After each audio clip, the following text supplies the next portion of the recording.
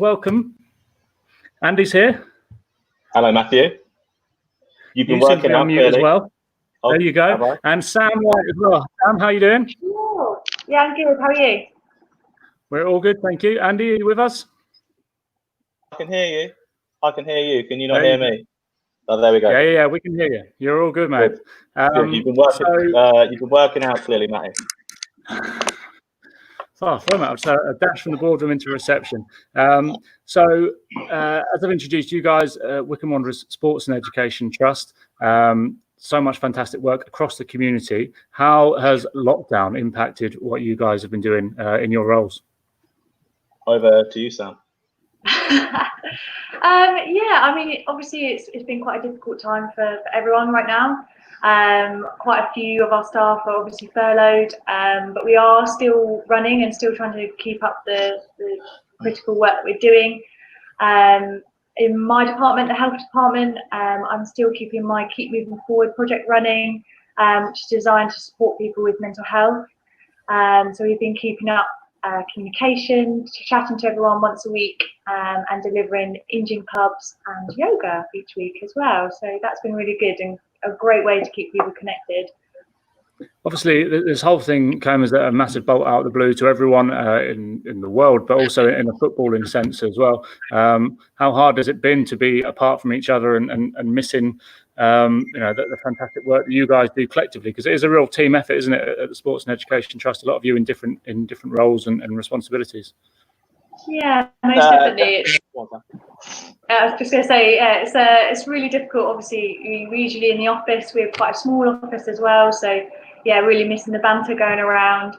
And yeah, obviously the support from each other. But yeah, obviously, go ahead, Andy. What were you going to say? No, yeah, we have an excellent team and we all really work hard as a group, from all the sort of four arms, from education to inclusion to health, and obviously the sort of sports participation end. Where I am, and yeah, it has been tough, but we are itching to get back out there where we can. In terms of the sports participation side, we are linked to the schools for lots of it. So obviously schools are locked down; they're easing back now. So we've not been able to sort of revisit much of that. But in terms of the schools work and our EDA and the match day stuff and all those sorts of things, we're itching to get back, and we're planning. We are prepping for whenever the new season may be and whenever the sort of full academic year restarts. But we are desperate to get back out there and sort of continue all of the great work with all of our staff. And you're doing very well rocking the Wanderer hat. I know you have a guilty confession to make, and that you are historically a Royal, though. A Reading fan historically? Yeah. I mean, prior to supporting Arsenal, Chelsea, Man United till I was about 7, when I went to Elm Park for the first time in '95, I was a Reading fan. But then, testament to this club, I joined about 5 years back, and I've just fallen in sort of love with the place. So, as much as I grew up as a Royal, and I'll probably be hammered for saying that I've changed teams, this is certainly the club for me. Well saved, mate. Well done. And Sam, how long has it you've been involved with SET now? Coming up to a couple of years, is it? I mean, how have you sort of adapted to life at Adams Park? Yeah. I mean, it's been 3 years now. It's absolutely flown past. But yeah, it's been great, and it's great to sort of start the health department as well. I don't think we had one before I joined. So it's been a really great sort of territory to be able to expand that department and really grow it as well, which has been great. I remember, I think it was both of you came to us in the media team 2-3 years ago, whenever it would have been, and said, there's this program, and it started in Scotland, I believe, Football Fans in Training. And they said, you said to us, basically, look, this is a way that football fans, of a particular waist size or lifestyle routine or age, and I know it's predominantly male fans at first, could engage with the club and have activities down at Adams Park. And it sounded brilliant, and it's absolutely taken off, hasn't it, under your guidance? And the results have been amazing. Yeah, definitely. I mean, we've had 9 teams so far over the 3 years I've been here. And Andy has helped me out with the majority of those. It's been a great project, and we have supported lots and lots of people with weight loss goals, with fitness goals, and health goals as well. We've seen about 102 people, I think, graduated from FIT, which is incredible. And we're also, obviously, because of lockdown, we can't obviously do our courses at the club, but we're going to do an online course starting on the 17th of June. All via Zoom, still got the activity part, still got the same classroom element as well. So yeah, if anyone wants to join, then please do get in contact with me. I was going to say, on a personal level, my dad's probably watching this at the moment, but my dad would probably be the first to say he wasn't necessarily the healthiest. He loved his red meats. He loved his Rebellion beer. And he, apart from us being a spin bowler back in the day in cricket, which I think is the least active role you can have in cricket, didn't necessarily get off the sofa as much as he should. He's now a regular park runner, and that came through FIT class. And it must be so pleasing to see the impact that you've had on people like my dad and a lot of the other people who have changed their lifestyle habits because of it. Yeah, most definitely. And like Andy will obviously tell you as well, we've had such amazing success stories. We've had one guy, Peter Jennett, who writes a regular blog. He came to us after suffering a heart attack, and he is now running 10Ks, part of the park run squad.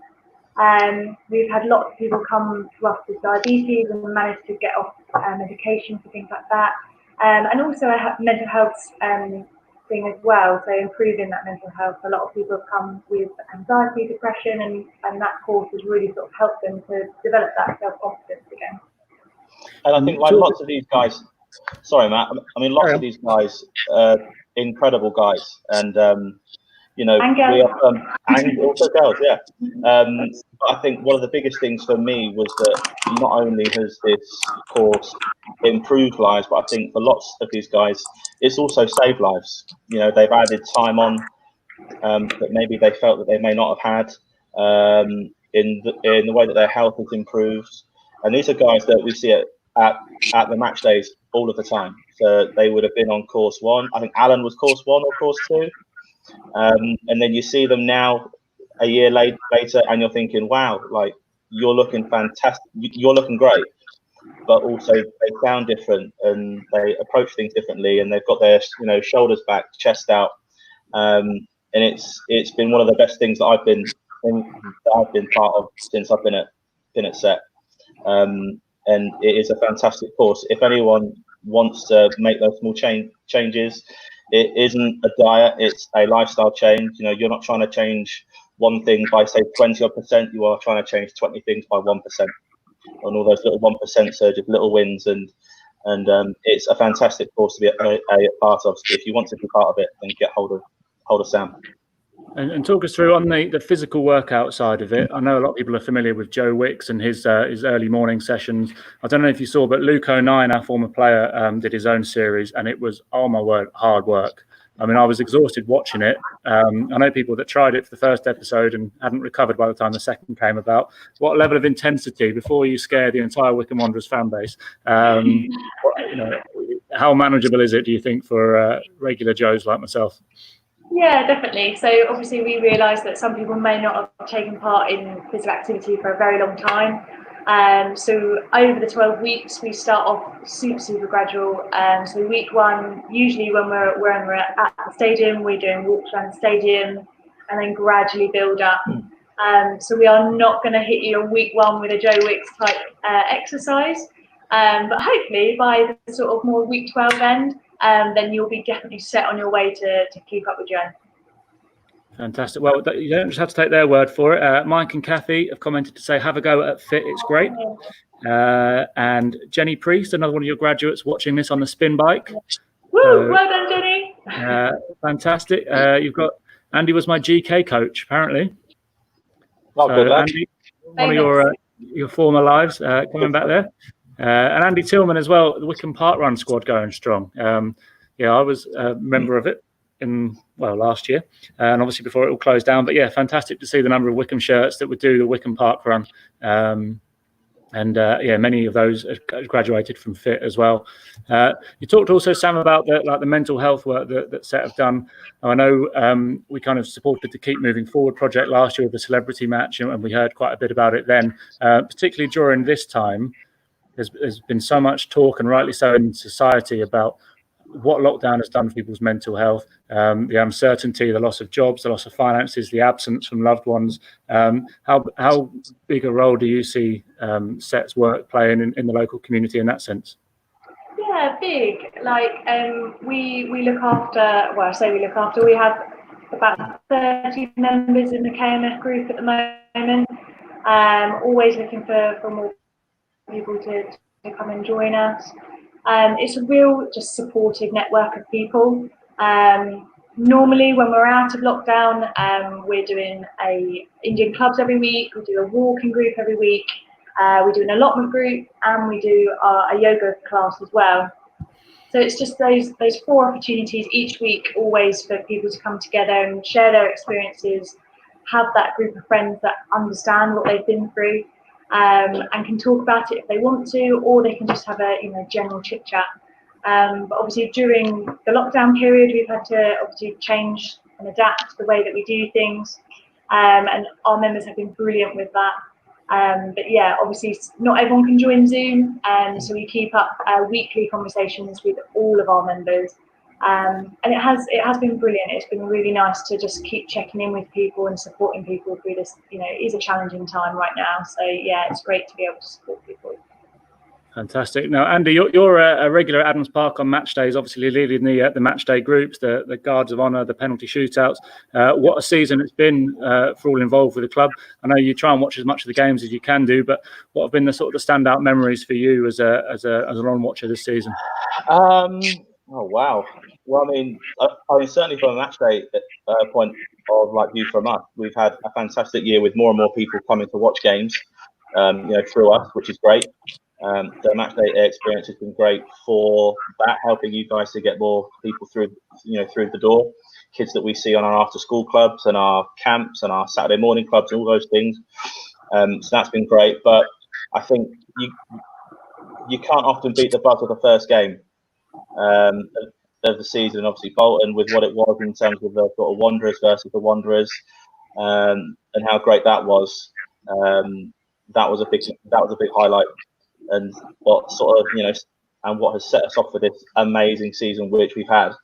But yeah, that's probably been one of the biggest. And sort of obviously looking ahead now to the conclusion of this season, the start of next season as well. I guess it's hard for you guys as it is for us to plan, what that might look like. But how great will it be once we can get crowds back at Adams Park for you guys to continue that work and bringing young fans through. We had the Lavenders on the show a couple of weeks ago who product of a sports and education trust scheme, and obviously now lifelong fans. Yeah, that's it. I mean, like I said at the start, we are desperate to get back, and because we are, well, in terms of my department, going out to the schools in the community, we are often handcuffed. Well, I mean, we are handcuffed now by the schools being closed or partially open, or the schools not yet being ready to let us back because of certain, guidance. So we're getting everything ready to see what that might look like from hopefully September onwards. Certainly the schools that we work with, we are itching to get back. Schools that we don't work with, we would love to hear from them. We only want to grow our network, far and wider, so we can engage with more people and get people down to games, but also share some of the great work we do within the coaching and within our school clubs and our Saturday morning clubs, which is where Stanley and Jake first sort of came in. And I remember Stanley, when he came in at 4, he had enough energy to power the city or to power the whole of Wycombe on that day. He was unreal. But yeah, that is what we love, and that's what my staff love, and that's what my department loves. So we're getting everything ready for that. But if anyone wants to start to engage with us now and get a head start on that, then please do get in touch with us, because we only want to go and engage with even more people now. And I think there's going to be a real big need for people to want to get back to some sort of normal, and that normal for them would have been engaging with us on an after school club or on the Saturday morning clubs or on our holiday camps. We would love to hope that we can get something running during the summer. We don't know whether that will happen yet, but looking ahead to September, the new academic year, October courses, we hope to be ready to rumble. So we want to see as many people there. Fantastic. And that's sort of echoed by Sarah Rose as well. and we know the Rose family very well over in the family stand. Joe and Nathan, the two lads there who, as Sarah said, getting their tickets from after school clubs and getting involved. So it's fantastic to see that kind of legacy being created. Question about fit as well for you, Sam. Can over 70s join fit?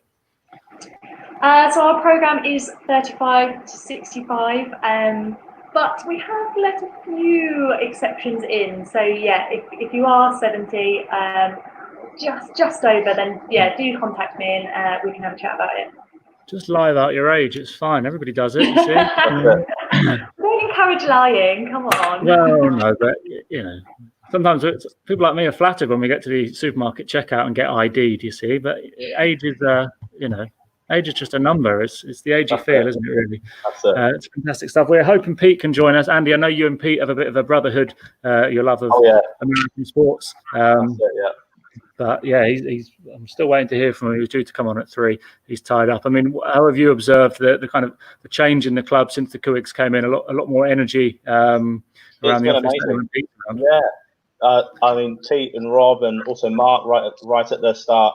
They've been brilliant, and in terms of embracing us, Set, and how important we are to the club and to them. We often feel that we are the sort of best kept secret, and I think that's the case with lots and lots of trusts for all of the clubs. People don't, they sort of know that we're there, but they don't always know really what we do. But what we do is great. So we hope that even this and the help from Rob and Pete and the team will only grow the exposure of what we do. But in terms of Rob and Pete, they've been a breath of fresh air. The enthusiasm, the ambition. I remember being at a golf day with Pete when he first joined, and he may not like me saying, but he was getting he was getting teary just talking about how well he's been embraced by everyone and how determined he is to make this work, and just seeing a guy there that had barely been with us for a month, weeks even, already getting quite teary at the thought of working with us and how far he sees this can go and how great everyone has been to him. I think that only showed that things were going to go well. So we look forward for what's to come. Absolutely. Well, guys, thanks very much for coming on. We've got a few more guests lined up to join us before 4 o'clock. But no, thank you very much for coming on. As you say, Set are one of the biggest, best kept secrets that the club has got, and it's been fantastic to see the work that Sam in particular have been doing during this time, as we say, with those maybe struggling with their mental health, and now this fit class. I'm sure you're going to be swamped with members because lockdown hasn't been kind to some people, I'm sure, with the amount of biscuits and lack of exercise that some people are able to get. So I'm sure you'll have a great take-up. All the details are on our website as well as Set's website. So do check it out. But guys, take care. And we'll see you back at Adams Park when we can. Thank you very much. Thank you very much. Bye, everyone. See you later. Cheers. Right, back in business. You saw me scrambling around earlier. That's when you realise you haven't plugged the charger in, you see. All kinds of carnage going on when I was moving position earlier. Thanks for everyone who's been watching so far and for your comments. I know we had a few more join in after the technical difficulties. We are hoping to have Pete with us very soon. He's been busy. He rang me just before we went on air. All sorts of things going on. And I know he wanted to chat NFL with Andy, but that might be a good thing that we didn't get time for that. Otherwise, they'd have been going all night. Our next guest is waiting in our waiting room. And here's somebody all of you at Adams Park will recognise, maybe from afar, but he has throughout the course of this season become the voice of Adams Park on the pitch. And if you remember that game against Rochdale in January where we went anything but blue, this guy went absolutely anything but blue. The amazing Technicolor Dreamcoat, which, to be honest, sums this guy up. Michael is a bit of an extrovert, a fantastic character. We've loved having him. Let's welcome into the room. And there it is. Michael Kenny. How you doing, mate? I'm amazing. How are you doing, Matt? I'm good, thank you. I didn't even see you wearing the jacket when I referenced the jacket, you see. That's how in sync we are. I kind of realised the just you welcoming Michael Kenny to the show, I think people would just be like, who's that guy again? Because it's been a while. So I thought if I went and got this jacket, which I think a lot of people think it's actually JJ's jacket now. So I might have to give it to him for Christmas or something. I'm not sure. But yeah, it's wonderful being on the show. I miss you. I miss football. We miss you. We were just texting the other day, weren't we? And saying just get us back in that press box. Some of the conversations we have in there, many of them not suitable for broadcast, but just being there, sharing the highs and lows, hugging each other with last-minute goals, shouting abuse at referees, lamenting opposition managers and pantomime villains in the squad that we don't seem to get on with, and trying to silence some of the journalists who have opinions that we don't like. It's all good fun, isn't it? And it makes you miss it even more when you start to reminisce about it. Yeah, I think the most important thing to, first and foremost, and I know it's been said on the show, is that, right now with what's going on, you have to think more broadly about everything else that's going on. And, I'm glad that things seem to be maybe rightfully or wrongfully kind of going back to normal. I know we're still a long way from it happening. I'm excited to hear about, some of, the information coming from the EFL kind of is a little bit inconsistent. I'm kind of, waiting like everybody else to hear what's going to happen with regards to the resumption of the season. But, in terms of just craving being back in the press box and, but also being back out on the pitch, because, that to me is everything. Just going out there and making sure that, or doing just doing a little part just to make sure that the wonderful Wycombe Wanderers fans are coming down to Adams Park and having a good time. That's all that matters, really. And the fact that you and I and Connor and all of the wonderful people in the press box can have such a good time is just an absolute bonus, really, for me. Take us right back to when you started following the boys, because we have conversations that people in the press box can't join in with, really. Some of the 90s icons, which kind of shows our age, but you're a bit like me, lifelong fan. Yeah, so I'll take you back to I think it was a cold, miserable night in 1996. Let me just check my 500 Club plaque. Yeah, 1996, the 26th of July, 1996. I was 6, and my dad was like, "Right, let's go. Let's get out of the house. Leave your mum alone. We're gonna go and watch a game of football." And I was like, because I didn't know who Wycombe were at the time. I was a kid. I barely knew what football was, really. And I was like, "Oh, we're going to go and watch Liverpool or someone like that." And my dad was like, "Come on, behave. And we're going to go and watch some real football." We went to a pre-season friendly. It was Wycombe versus QPR, who is very, obviously we've got ties to QPR with Gareth, but my dad also spent a lot of time in the late 60s, early 70s following QPR. And so he has a connection to both clubs. So it kind of was cool that my first game was watching both QPR and Wycombe. And I think I annoyed him all evening. I think I was like, "Dad, I want a Mars bar. Dad, I'm cold. Dad, what's going on? Dad, why are they not playing football? Shut up, son. It's half time. Just drink your drink and chill out." And I was a right little git. But on reflection, absolutely loved it. A wonderful memory. I can't remember the result, unfortunately, but it doesn't matter. I was a lifelong fan, born that moment. And the following year, my dad got me my very first season ticket. I can still remember. So I tend to remember the games based on the program covers. So I think the first game was Preston North End. I think we had Mark Stallard on the front cover. So 1997 Preston North End at home. And then the next game after that was, I believe it was Walsall. So Steve Brown was on the front cover. It's just memory there, right there. Yeah. I remember all of the silly stuff and forget all the important stuff. But yeah, and from there, I've been in love with this club, and I love the fact that the club continues to stay so close to its fan base. Obviously, everybody kind of goes, "Oh, Little Wycombe," but there are some clubs in the same division as us that don't have that same kind of tangible connection with the fan base, and I think it's something that we always need to hold on to, and it seems that we are going to kind of keep that way, keep those values. I believe so. Michael, while you're there, I'm going to introduce into the stream, better late than never, Mr. Pete Curry. Pete, how you doing, mate? Pretty good. Sorry, just got off the phone with the boss. Which one? The perfect question. Both of them. Okay. Interesting things going on? No. What do you mean? Nothing going on nowadays. We're just, it's just madness. How you doing, Michael? I love the jacket.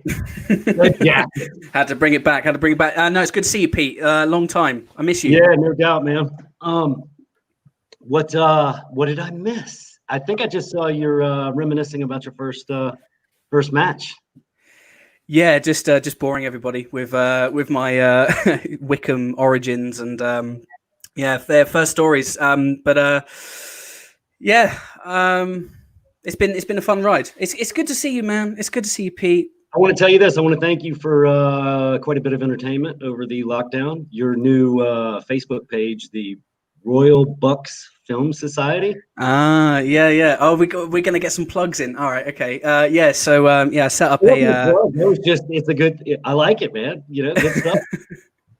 Yeah, I set that up because I've obviously right now we've not got any football, we've not got any new films coming out, we've got no theatre, we still got music, but it's kind of slowing down because we can't get out and make stuff. And I thought if I created a community group that was based around something that I love, so other than Wycombe, I'm a big passionate film and sci-fi geek, so I'm just a nerd really. So I created that group, and Pete's been a wonderful member of that group, and we've been talking quite a bit about the films that we love. How was that Godfather 1 and 2 session? We won't talk about the third one. No, I flipped it to something else by the time the third hit. I think I put it on there. Godfather 1 and 2 are easily two of my favorite movies of all time. So not only did I spend that day watching 1 and 2, but I think maybe the next weekend I watched the Godfather Saga, which is the condensed version and the chronological combination of both 1 and 2. And it is, if you think The Godfather 1 and The Godfather 2 are both really good movies, the combination of both blows your mind.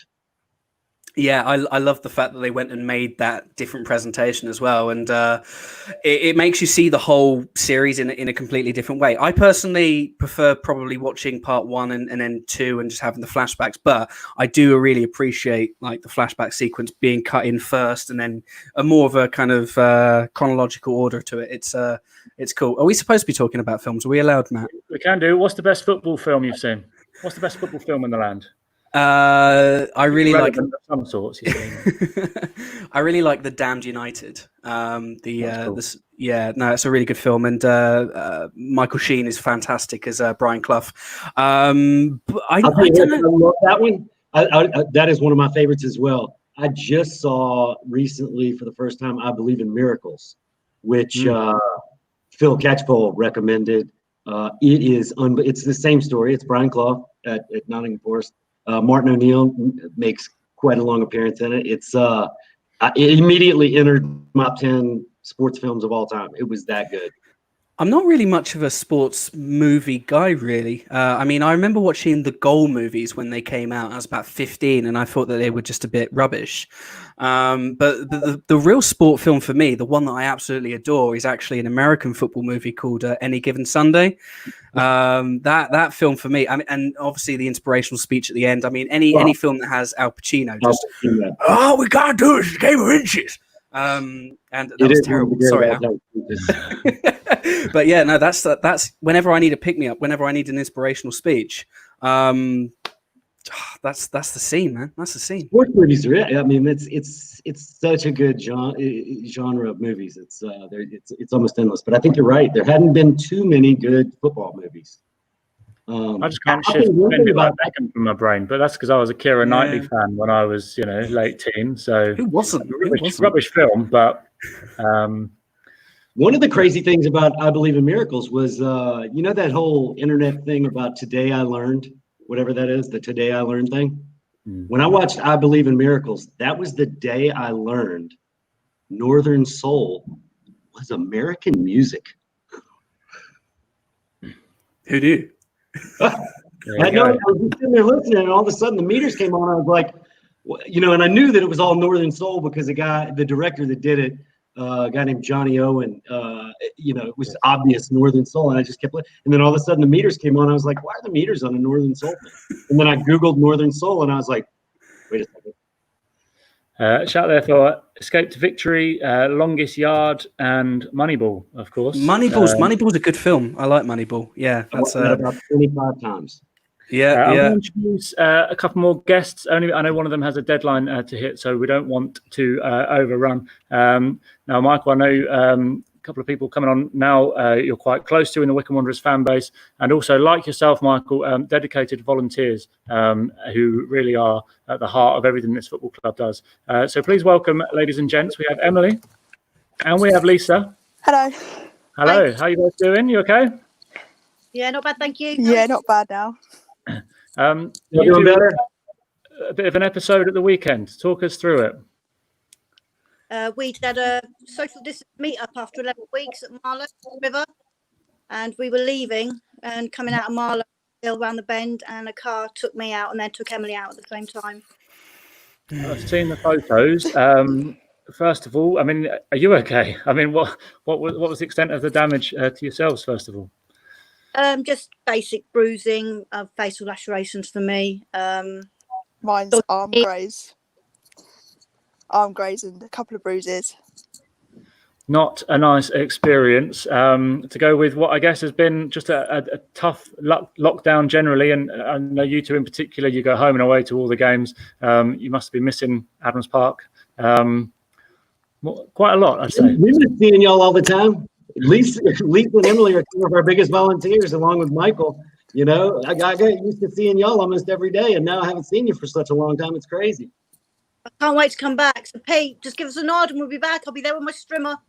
It's not me that's just the nod. We're gonna have to, we got to talk to the government about that stuff. Can I just say that I don't deserve to be mentioned in the same sentence as Lisa and Emily? I just turn up on the day and shout at people. Lisa and Emily do incredible things for the club, and just two of the best volunteers that we have. We have incredible volunteers, but you guys are just absolutely superb. So I don't even belong in that conversation. So I'm going to shut up. Yes, you do, Michael. Well, I suppose that's the beauty of it, is that the club provides an opportunity for people to contribute what they can, and if it's one thing a week or one thing a month, it's still so valuable to the football club. And for those who are able to dedicate more time, it's obviously brilliant for us to be the beneficiaries, and for you, Lisa and Emily, as well. I know you get so much back out of it as well. The sense of reward you get from knowing that you've played your part, and that you can rock up on a match day, look around the place, and think, you know what, I contributed to that, and I was part of that as well, and I know you get a lot back out of it as well. Oh, 100%, yeah, definitely. Yeah, I agree. We can't help but reflect on the season, just because of what an amazing season it has been, and we're going to cling on to it for as long as this season is still in play. What have been the standout memories for you two? Whether it doesn't have to be a football one, it could be anything really that jumps off the page for you. I think Lincoln at home when we beat them 3-1 to go top of the league. And then Sunderland when Darius did his "This Is Our House." And I think Rotherham away when we won, because both me and Emily had car issues again. They were for hours. My car broke down. I had to have a bloke come out and sort my car out. And I think for me also the 400th game against Rochdale back in January, that was something special as well.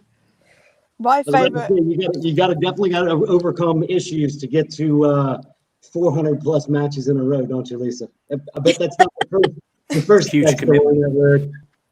And not even COVID-19 hopefully will stop me. So, looking forward to when we start up again. My favourite, Rotherham, definitely. Went up the night before, broke down on the M1, didn't get to the hotel till 6 the following morning, then straight to the game and back. Thankfully, we won.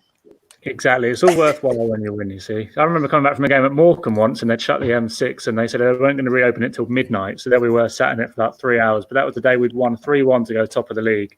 And you think, you know what, I'll sit in traffic all night long and just sing Wycombe Wanderers songs. That's that's the buzz you get off it as well. The home and away fans is one of the most impressive things about English football to me. Coming from American professional sports like NBA, NFL, Major League Baseball, college football, it's such a rarity that anyone. I think maybe college football has probably had some people that have extended it, but it's so difficult to do in the NFL. It's impossible to do in the NBA, and you got to be a real lunatic to do it with a 162 game Major League Baseball season all over the country. So the home and away fans in England are just absolutely impressive. What you guys do to be there every single week is amazing. That's worth Thank it. you. 100%. Michael, I'm going to throw it back to you because we've had a lovely message here saying just a thanks to you for making this person's son so welcome. And you have a knack of putting everyone at ease in front of such a huge crowd. I mean, let's go back because we got in touch with you. I know you were creating your own video blogs and we had a bit of a conversation. And I think from our perspective, we just thought, do you know what, this guy's got a voice and a personality that we think can really get Adams Park rocking. How has it been for you getting involved in that side of the football club, having been a fan for so long? Oh, a dream come true. And people say that a lot, but for me, just to work with Wycombe for one day and to utilize my loud mouth was just I had to pinch myself for the entire first day, and for most of the first season I was just like, is this real? Is this what I'm doing? And this season, the second season, it's I still have that wonderful gratitude every time I step on the pitch to think that I'm so lucky that you guys allowed me to come in and do that kind of thing. And that message is just thank you so much for that message. That's really wonderful and quite humbling because it's what I do. I want to make sure that I remember when I was a kid going to the games for the first time, and Wycombe did have wonderful things back then. I remember the Hot Wheels kids club that I was a part of and things like that. But I really wanted to make sure that the kids on the pitch, the mascots, were having the best experience possible. I remember when I was a mascot, and it was one of the greatest days of my life. So if there's anything that I could possibly do, making sure that those kids feel relaxed and happy and make sure they're having a good time, it kind of comes with the role that I do. So just making sure that they're having a good time, but also making sure that the young fans are having a good time as well. So if I can go over to the other side of the pitch and put a mic in their faces and go, what are your thoughts on this game? Are you having a good time? Even with some of the away fans, just making sure that the overall match experience is a good one. And I'm absolutely so thankful to you, Matt, and to everybody at Wycombe Wanderers for inviting this insane kid to come and live his dream. Hey, it's been a pleasure having you. I mean, any particular highlights or lowlights? I mean, let's not talk about the MK Dons, MK Dons game, but have you been goaded by any opposition fans? Yes. So I don't think the Ipswich fans liked me a lot because I told them that they weren't invited to the post-match fireworks display, and I think that was my first "you fat bastard" chant, and I was like, take it on the chin. I've got a beard now, so I can take the impact. But that is, it's a bit of fun. Obviously, there are some people that take it probably a little bit too seriously, but that's football. It's a passion, for many people. I just love it. I love what I get to do. In terms of highlights, I don't have a particular one. Every time, it sounds corny, but every time I go out on that pitch, I'm making new memories and sharing memories with my friends. And everybody in that crowd, everybody in Adams Park, when I go out on that pitch, maybe not the Ipswich Town fans or the Sunderland fans, they're friends of mine. And I love everybody. It's fantastic. It's so cool. So much fun. Susie remembers the Wycombe races, and I remember it as well. The little porter cabin by the entrance part, and your kids' club, and you'd go up and you'd get your toy, and there'd be parties at Christmas with the players and all sorts of things. Everyone else is Emily, you're too young for it. Lisa, you got involved with the club beyond your youth, didn't you? So you weren't a member, and Pete, you're just Mr. Newbie all round. So all these memories will just fly over your head. Michael, you've been busy recently volunteering for the Trust. Obviously, Lisa is one of the 11 Trust directors, and just on Monday, a new website went live, your masterpiece. Must be quite pleasing to also have played your part in that as well. It was nice to get it done. I had a lot of fun creating it. I worked very closely with some of the excellent members of the Trust Board. So, people like Papa Sesk, Alan, Bob, Nigel and John, and, really good to get some input, really good to spend some time working with the Trust on it. It went through a couple of different versions. It kind of, the project went on a little bit longer than I would have liked. But the thing is it means a lot to the Trust to have this website be updated and have it as a platform to help them with their aims. And I was absolutely honoured to help them out. And it's so good that it's live and done now. Lisa, how have your first few months been on the Trust Board? What was your official date where you joined? Was it an unfortunate time in yours? It was the end of November. All right. It's not been quite what I expected, if I'm honest. We're supposed to be fundraising, but obviously with ideas we can't do in person at the moment, so we've got to think of virtual or online fundraising. But the group of us that we get on really well. They're a really nice bunch of men, being the only woman. But looking forward to get stuck in properly, and I'm hoping obviously in the next few months we'll be able to do that. But going back to the website, Michael, it's easy to navigate. It's bright. It's good for the eye, and I think it'll be really good for the new trust moving forward, as what we will be protecting our quarter, and hopefully the website will sort of like be a point that people can go to if they want to help or volunteer stuff or ideas, anything like that. And it didn't cost the trust a penny. Michael, don't advertise that you give your services away for free, mate. Never again. Never again. No, if the trust want any more help, I'm putting a premium on it. Absolutely. Predictions for how this season ends? I won't ask you, Pete. You probably shouldn't comment, Wembley playoff final, why not? And at that point, because that's the end of July, maybe they'll allow fans in. 90,000. Against who? What's the score going to be? Paint the scene for us. 2-0 to us. You can get 30,000 fans in at Wembley. So if the EFL are listening, this is an idea. 30,000 fans in 90,000 stadium. You can dot people around. Some family groups, some in not, and you could have fans. The first fan sort of attended game since COVID started. Just an idea. Will be what? Wycombe beating Oxford 2-0. Do you reckon?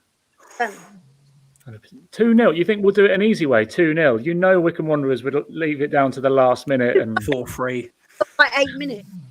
Yeah. We're big Wycombe now, Matt. We can do that kind of thing.